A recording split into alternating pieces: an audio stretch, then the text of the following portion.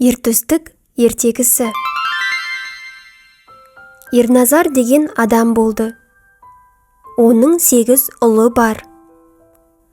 Бір жылы жұт болды. Дала суық. Боран болды. Көп қар жауды. Малдарға тамақ жоқ. 8 ұл тамақ іздеп басқа жаққа кетті. Олар адасты. Үйге келмеді. Ерназар мен әйелі үйде отырды.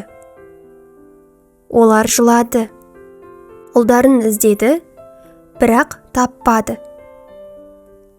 Көп айлар өткен соң, бір күні олар шаңырақтағы етті көрді. Ол ет төстік еді.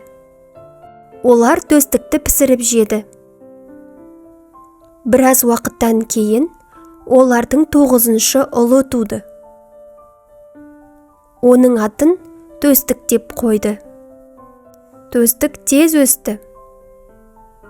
5 күнде 5 жаста болды. 10 күнде 10 жаста болды. 20 күнде 20 жаста болды. Ол күшті және батыл. Бір әже оған: «Сенің ағаларың бар, сен неге оларды іздемейсің?» деді. Төстік үйге келді. Анасынан сұрады. Анасы бәрін айтты.